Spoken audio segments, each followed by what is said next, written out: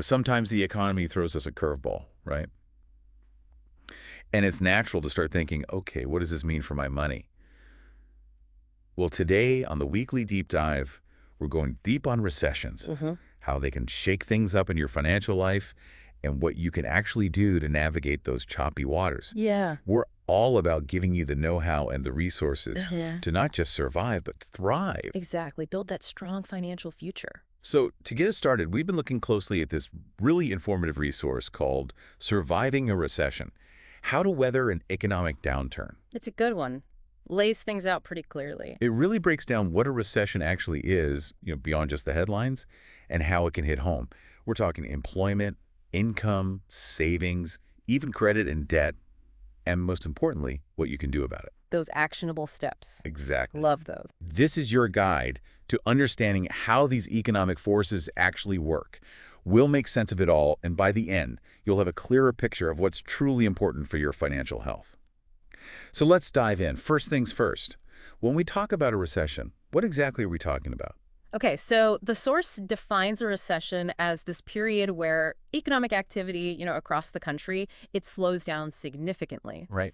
And it's not just about numbers. It really does affect businesses and people like you listening right now. It's real-world stuff. It is.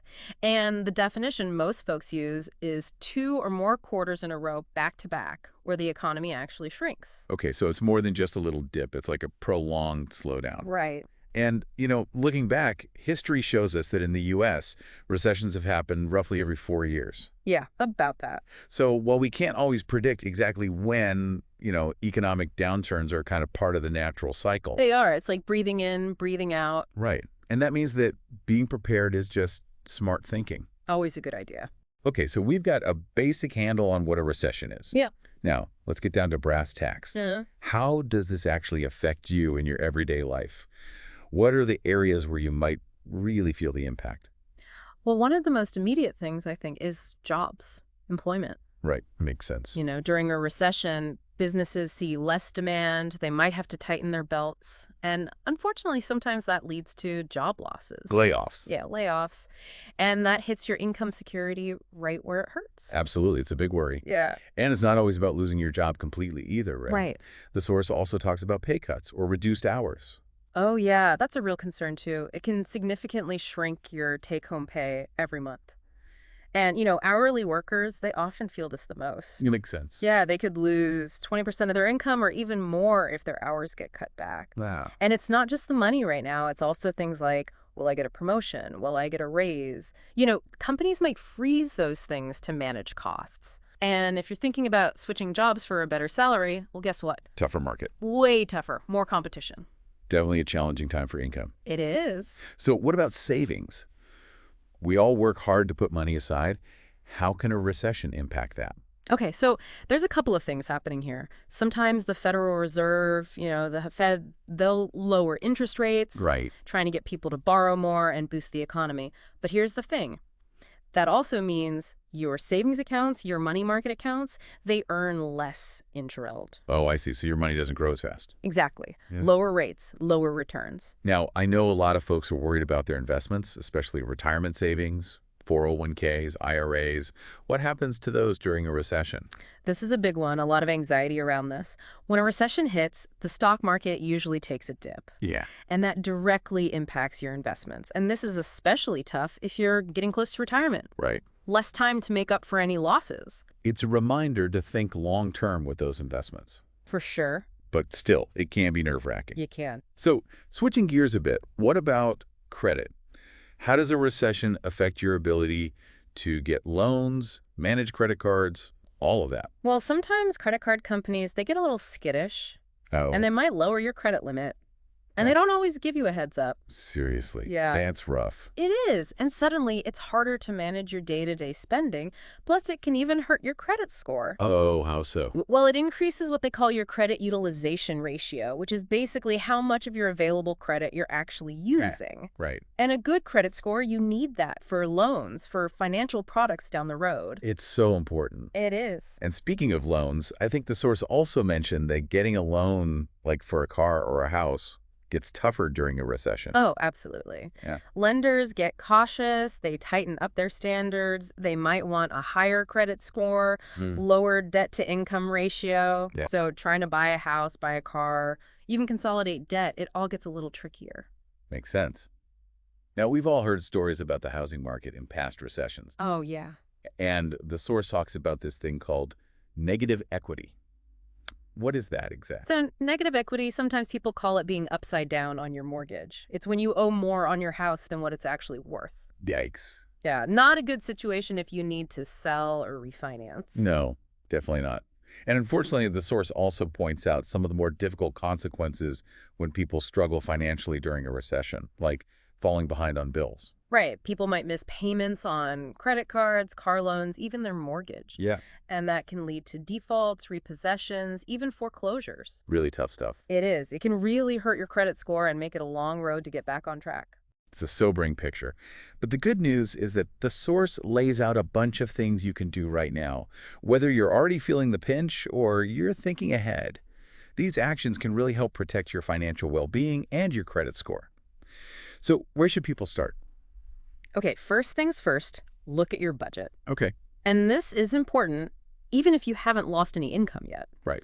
The goal is to free up as much cash as you can so you can pay down debt and build up your emergency fund. Right, that financial cushion. Exactly. So look at everything you spend money on. What can you cut back on? Those little luxuries. Exactly. Maybe that daily latte, those subscription boxes you don't really need. Right, right. Look for duplicate streaming services. Maybe you can cut back on those. Yeah. Any services you can DIY, like lawn care or cleaning. Mm-hmm. Even think about how you can save on groceries. Right, but keep in mind, some of these cutbacks might be temporary. Exactly. You don't have to give up everything you enjoy forever. So step one is all about spending less. Step two, the flip side, is about earning more. What are some ideas for bringing in extra income? Okay, think outside the box here. Do you have stuff you can sell online? Good point. Maybe some old clothes, electronics, anything you don't use anymore. Yeah. Can you do some freelance work? Offer consulting services? Maybe you have time for a side gig, like driving for a rideshare company, delivering food, doing some babysitting. If you're an hourly worker, see about picking up extra shifts or working overtime. Anything you can do to boost your income is super helpful during uncertain times. It's all about maximizing your income streams. It is. So we've talked about spending less, earning more, and now for that all-important safety net, the emergency fund. Yeah. How much should people aim to save? Ideally, you want enough to cover 6 to 12 months of your essential expenses. Okay. That's rent or mortgage, utilities, groceries, the basics. The bigger your cushion, the better you'll sleep at night if you lose your job or your income takes a hit. Peace of mind. Exactly. So step four is all about getting informed, knowing what resources are out there to help.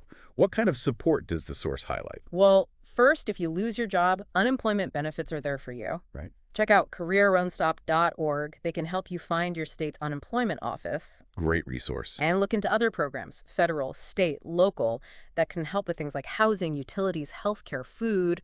If you need help finding resources in your area, call 211 or visit 211.org. And if you're still employed, make sure you know what your company offers in terms of severance pay and unused PTO. Right. Being informed is key. It is. So the fifth step focuses on managing and reducing debt. What's the best approach during or before a recession? Okay, priorities first. Okay. Make sure you're paying your rent or mortgage, utilities, those essential bills. Right. Then tackle those high-interest credit card debts. That interest can really add up fast. That could snowball? It does. If you have a bunch of credit cards, think about balance transfers or a personal loan to consolidate your debt and maybe snag a lower interest rate. Right. Smart move. And if you're really struggling with credit card debt, there are nonprofit credit counseling agencies that can help you create a debt management plan. They might even be able to lower your monthly payments. That's good to know. Now, what if someone's already behind on their bills? What should they do? Okay, first, don't panic. Right. If you've lost income, apply for unemployment benefits right away. No delay. Act fast. Yes. Next, talk to your landlord or mortgage lender. Explain your situation, see if they can offer a temporary break on payments, or maybe work out a payment plan. Be proactive. Yes, communication is key. Remember, keeping a roof over your head is top priority. Absolutely. If you have federal student loans, look into deferment or forbearance. They might pause your payments, and sometimes interest won't even accrue. That's helpful. And talk to your other creditors, too. Explain what's going on, see if they can work with you. Creditors are often more understanding than you think, especially if you're upfront with them. Just don't ignore them. Right, that just makes things worse. It does. Keep track of all your bills, due dates, any payments you've deferred.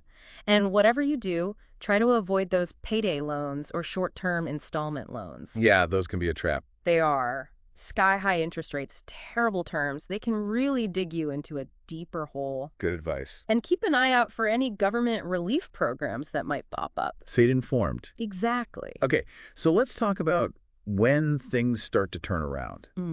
What should people do once their income recovers? Okay, time for a new budget. Makes sense. One that reflects your new income. And the golden rule is spend less than you earn. Always good advice. Right. Put some of that extra money back into your emergency fund, get back to that 6 to 12 months of savings, and use the rest to aggressively pay down debt and catch up on any missed payments. Right, get back on track. Exactly. Think about which debts to prioritize. Maybe the ones with the highest interest rates, or those secured debts like your mortgage and car loan. Protect those assets. Absolutely. And if you have any debts that have gone to collections, make sure they're legit, check if they're still within the statute of limitations, and if so, make arrangements to pay them off. So it's all about rebuilding and getting back on solid ground. It is. Now, looking ahead, what can people do now to be ready for the next recession, whenever it comes? Okay, the number one thing, keep building that emergency fund. That's 6 to 12 months of expenses. Exactly. That's your safety net. Right. Pay off all your credit card debt. Okay. Less debt means more flexibility, and it does wonders for your credit score. Right. Avoid borrowing against your home equity, things like second mortgages or AE low Cs. Those can get risky before a recession. Talk to your retirement advisor, make sure your investment strategy is still on point.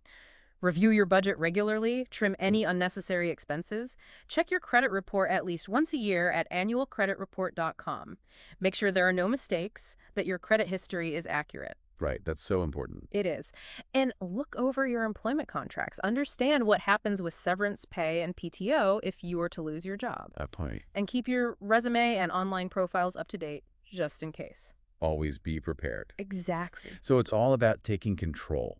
It is. This deep dive has shown how closely the economy and our personal finances are linked.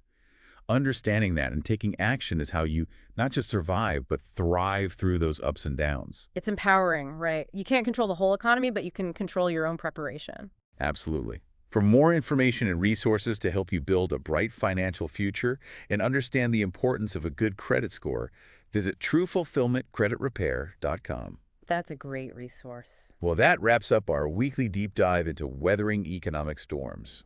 We hope this look at recessions and what you can do about them has been helpful. I think it has. Remember, understanding these things is the first step to feeling more secure financially. Definitely. Take another look at the strategies we talked about today and see what you can start doing in your own life.